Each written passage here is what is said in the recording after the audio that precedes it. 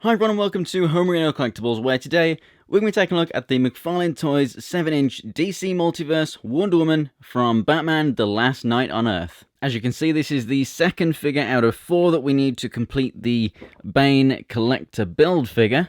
And if we flip it around to the back, there you can see that Bane and the other figures in this wave. We've just done the Scarecrow. Next up, it'll be Batman and then Omega. And here is the artwork that it is based on. It's a really awesome Wonder Woman design. And as you can see, it comes with the arms for Bane. So without further ado, let's just go ahead and get this thing opened up and take a closer look. And here's Wonder Woman out of the packaging, and this version of Diana is absolutely fantastic. There's a couple of things that I would change with this figure in particular to make it absolutely perfect, but they did a really, really good job at this version of Diana. So just like most Multiverse figures, we have the display stand, which really helps her stand considering she is in heels. Very, very nice and sturdy with those. I do love those stands. And then we have the little collector card as well. So we have the same image as on the back of the box. And then we have a bit of a bio there. So if you want to read it, go ahead and pause that right now. The figure does stand 7 inches tall. And as you can see, it does come with a sword accessory, which fits in her hand very, very well. We have the nice silver blade and golden hilt. And it's detailed pretty nicely.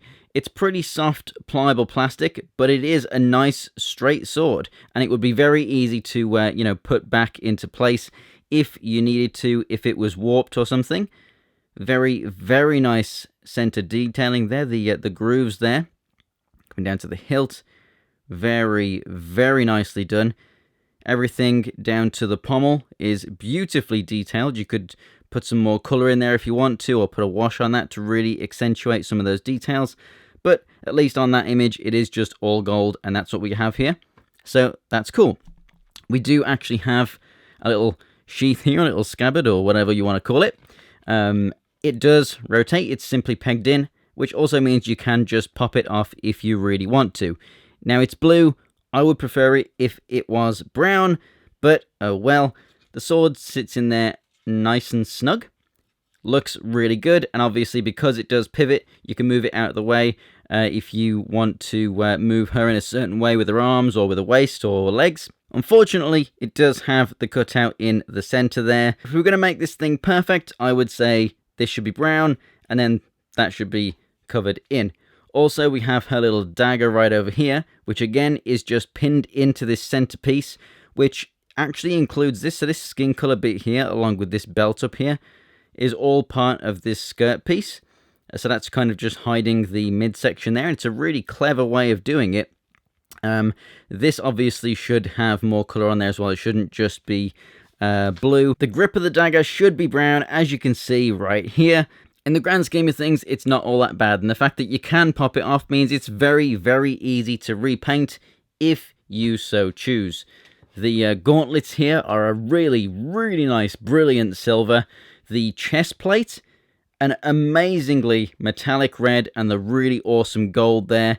Coming down to the legs here, it would have been really nice if they had painted some of these little pins, the buttons on the buckles. And then obviously we do have the skin-colored pin in the leg articulation right there. Would have been nice if that was red. Again, not the end of the world, but if we were making this perfect, that's another change that I would have made.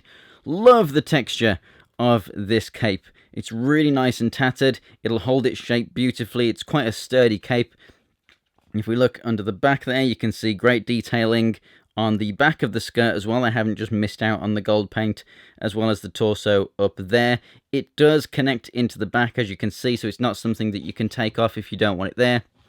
I think the figure would look really amazing without it, but I think it really adds to the look, the kind of gritty look of this Wonder Woman. The hair, that kind of mohawk, looks awesome, and it ends right there. Let's go ahead and take this stand off and take a look at the articulation. So the head moves up and down, pivots left and right really well, and then turns left and right as well. The little ponytail thing here doesn't really hinder the articulation other than just looking up, but you don't really need it to. The shoulders are actually really nicely articulated. They do actually have butterfly joints in here as well, but slightly hindered from the cape because it is quite thick and sturdy in those shoulders. So obviously you're not going to be able to rotate the arms all the way around. You can bring them all the way out though. And then we have the rotation up there as well. Double jointed elbows, which work really, really nicely. And then we have the swivel and the hinge at both of the wrists. At the torso, we've basically got a ball joint, which turns left and right, pivots forward and back, and side to side. And as you can see, the sword doesn't get in the way, and even if it did, you can pivot that a little bit, so that's all good. The legs, though, are slightly hindered from this waist piece because it is quite stiff and sturdy. They come out to the side really nicely, but forward and back, I mean, it's hard to push it up further than that. You wouldn't really be able to get them much more. I would like a full 90, but you know what? For the looks of this piece, I'm totally fine with that. They do rotate, but not all that much. We have really nice double jointed knees. Again, we have a little bit gold there, but I think that looks fine. It would be nice to have it as the skin color on that side, but that would have been a lot of hassle. Down to the feet here, much like the wrists, we have the swivel and the hinge for forward and back, or if you rotate it the other way, then you're going to get your ankle pivot. And you also have your toe hinge as well, and obviously the peg hole for the stand, which I'm going to go ahead and peg back in, because you can see with the heels, it does get kind of narrow at the back of the foot right there. So highly, highly recommend using that stand, because it doesn't matter how you have it, she's not going to fall. So overall, is this figure perfect? Well, just by adding a little bit of brown to those accessories if you really want to, I think you can get pretty damn close to that. I mean, obviously the skin colored pins down here, and maybe just adding a little bit of silver on this side. There's a couple of little minor touches and tweaks that you could make with this figure to make it really seriously perfect.